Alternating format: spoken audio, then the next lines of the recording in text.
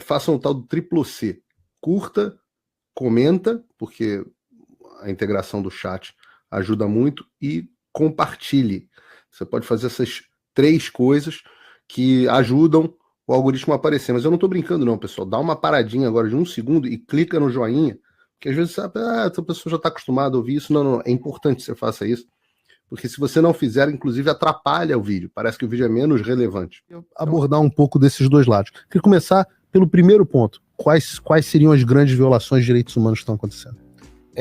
Quando a gente fala em direitos humanos, a gente precisa entender que uma pessoa ela é detentora desses direitos independentemente do que ela tenha cometido. Então nós temos que partir do pressuposto de que, ainda que pessoas de fato houvessem ido na Praça dos Três Poderes no dia 8 de janeiro com a intenção de cometer um golpe de Estado ou cometer qualquer outro tipo de crime, ainda essa pessoa teria que ter os seus direitos humanos atendidos, de não ser humilhada, não ser torturada. E o que não foi o que aconteceu, porque a grande maioria, e isso não sou eu que estou dizendo, são as testemunhas de acusação dos processos, só as de acusação, porque as das defesas nós fomos impedidos de levar, né?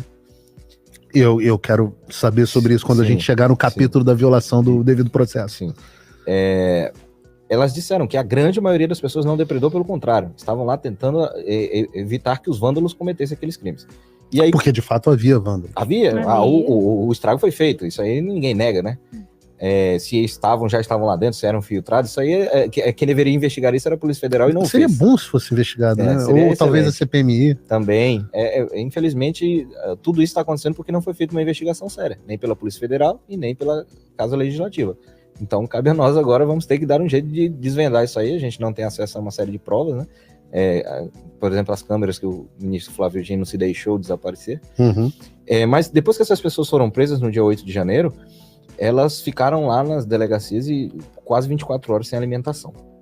Depois, elas foram levadas para as penitenciárias, né?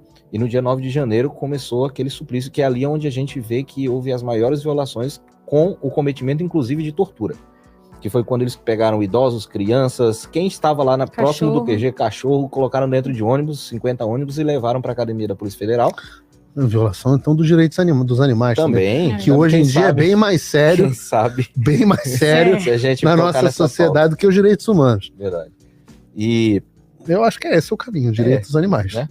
Levaram lá para a academia da Polícia Federal. A gente chegou lá à volta das 2 horas da tarde e eu fiquei 24 horas lá, saí só no outro dia, porque quando eu vi aquela situação, não consegui abandonar aquelas pessoas, vendo aqueles idosos. Doutor, será que a gente vai ser preso? Olha, você já está preso, só não lhe comunicaram ainda.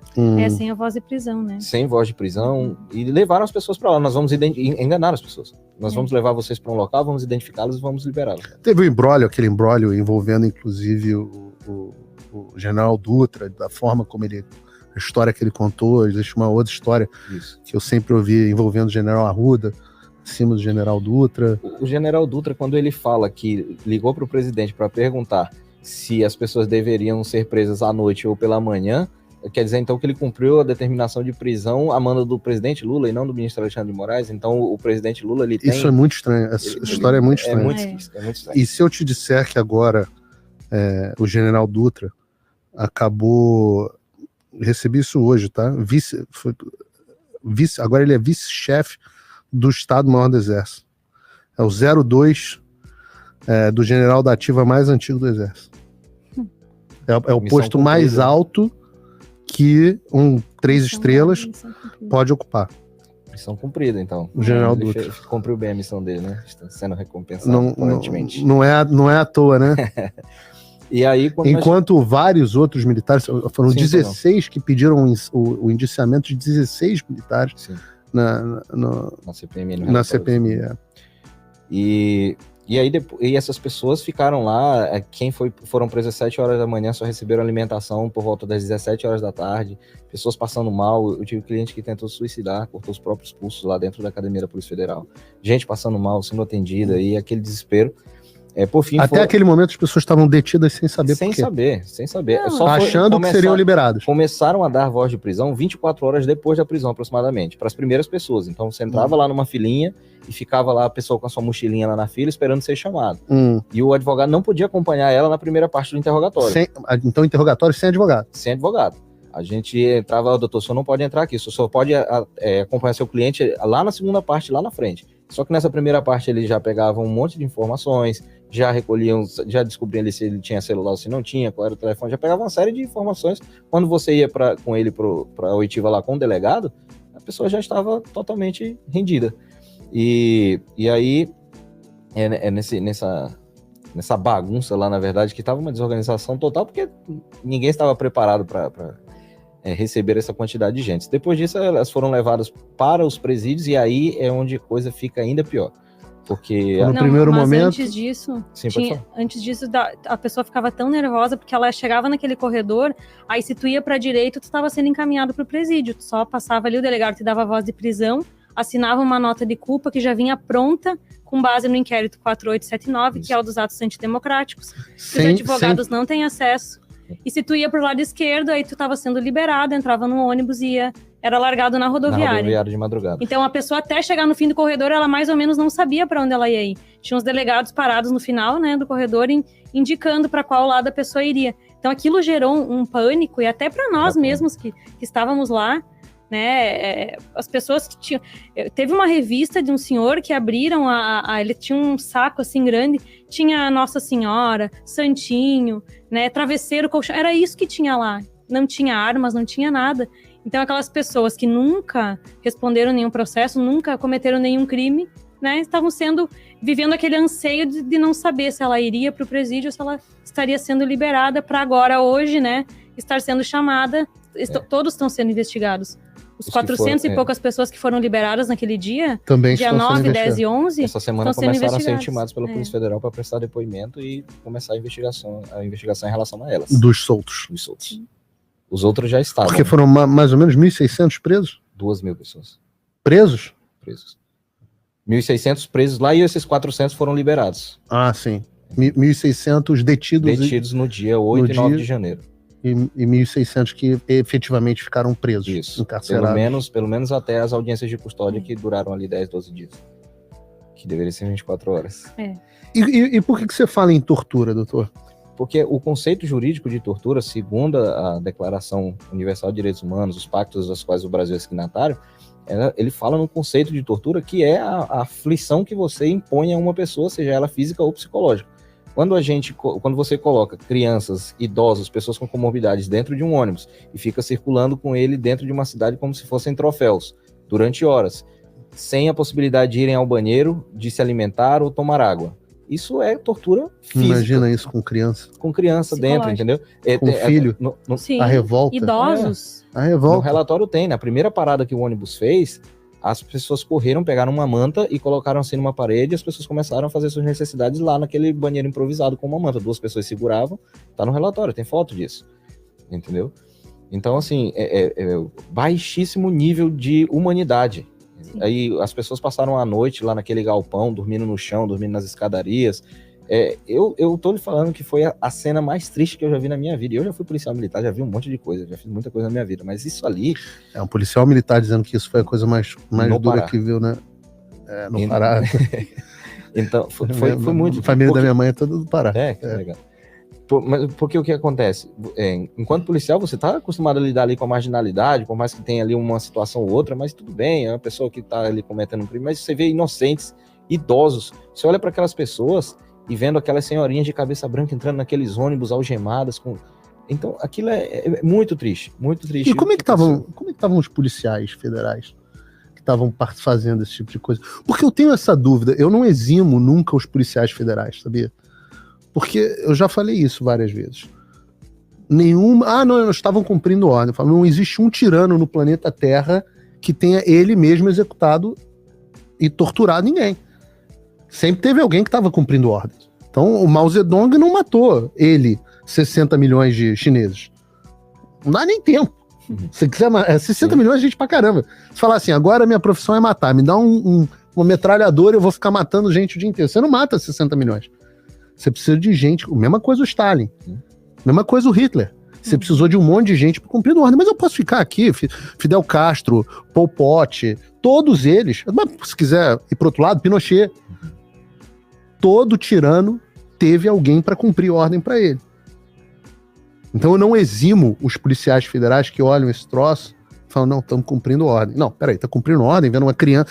Você vê uma criança presa, você tá cumprindo ordem? Como é que é isso? O que é isso? Como você não vira e fala, não, desculpa, criança eu não vou prender. A criança, desculpa, eu não vou fazer isso. Como? De que material humano, de que geleia você tem que ser feito? Pra você olhar um senhor fazendo necessidade num canto com uma coberta e não virar e falar assim, pô, peraí, deixa eu falar com o meu superior. Isso aqui não dá. Eu não vou participar desse troço. Eu vou sair daqui e vou embora. Isso. Essa tua fala, que eu já vi você falando sobre isso algumas vezes, sobre a postura das pessoas que estavam envolvidas nessa situação, foi que me levou a escrever o discurso que eu fiz na Câmara dos Deputados em uma das audiências públicas, que é o que é necessário para gerar uma ditadura. Mas não fui eu que falei, não, tá? O mérito todo é do Alexander Solzhenitsyn, que escreveu o Gulag Arquipélago, que fala isso. E aí a gente fala, porque eu comecei o discurso falando do que o relator tinha feito, né, com essas pessoas, mas uma só pessoa não conseguiria fazer isso. Então, houve ali diversas instituições que colaboraram para isso. E a Polícia Federal é apenas uma delas, mas a gente tem... E aí, quando a gente fala das instituições, são das pessoas que compõem ela. Eu quero o nome dessas pessoas. Tem Exército, tem Ministério Público, tem Polícia Federal, porque você se submete a realizar aquela situação sob o argumento de que está cumprindo ordens. Olha, tem que ter um mínimo Carlos de moralidade. Frederico Santos. De verdade, eu quero falar especificamente sobre o Carlos Frederico Santos, porque ele é uma figura, de certa forma, fascinante para mim. Mas, especificamente, o nome dos agentes e delegados da Polícia Federal deveriam constar na denúncia de vocês. Fica essa recomendação. Essas pessoas precisam entrar para a história. O Olavo de Carvalho falava isso. Vai na física, não vai na jurídica. Porque, na verdade, não é o Olavo de Carvalho que falava, era o Saul Alinsky que falava isso. E o Olavo falava, não, a gente tem que aprender com eles nesse sentido. É porque não é a Polícia Federal. Não é o Alexandre só. Não é a polícia. O Alexandre, primeiro que o Alexandre criou uma polícia federal dele, uma Gestapo própria, né? Um órgão que era para ser do Poder Executivo, hoje está subordinado ao Poder Judiciário.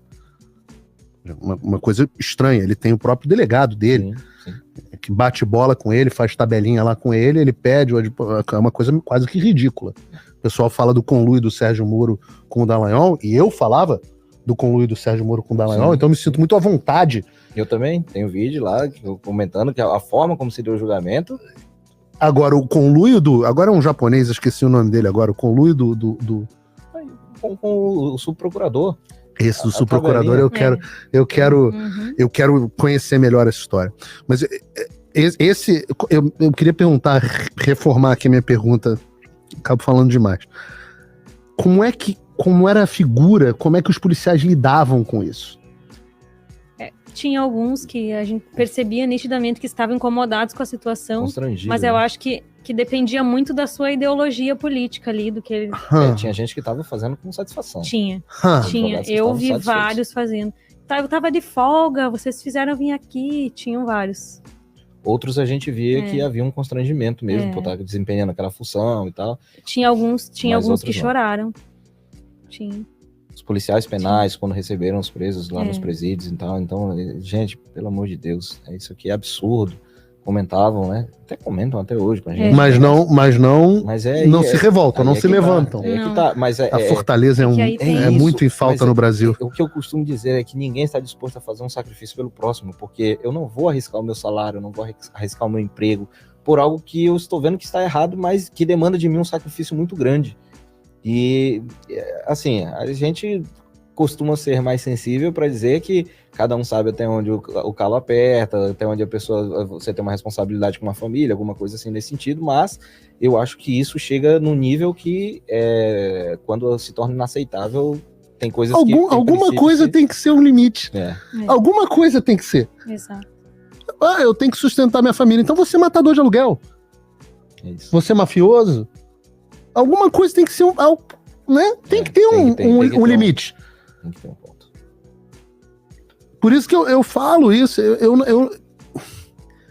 me conheço. Eu sei que eu me revoltaria de tal forma que eu seria preso. Ia gostar de sofrer as consequências. Em algum ponto, você tem que temer mais a Deus do que o Alexandre de Moraes. Sim. Porque isso tem um custo para a alma. Mesmo para as pessoas que fizeram e que se sentiram constrangidas, isso faz um mal para a alma deles horroroso. consciente ou inconscientemente, porque você, se você que está vendo, participou disso, você pode se convencer todos os dias de que não tinha nada que você pudesse fazer. Mas não é a você que você tem que convencer, é ele. Boa sorte. E a sua consciência, né? Mais do que a sua consciência, porque a sua consciência você consegue enganar. Deus não. O Jung e o Freud ensinaram pra gente que o seu inconsciente é mais difícil de enganar. Agora Deus não tem, meu amigo. É isso. Façam o tal do triplo C. Curta, comenta, porque a integração do chat ajuda muito, e compartilhe. Você pode fazer essas 3 coisas que ajudam o algoritmo a aparecer. Mas eu não estou brincando não, pessoal. Dá uma paradinha agora de 1 segundo e clica no joinha, porque às vezes essa pessoa já está acostumada a ouvir isso. Não, é importante que você faça isso, porque se você não fizer, inclusive atrapalha o vídeo. Parece que o vídeo é menos relevante.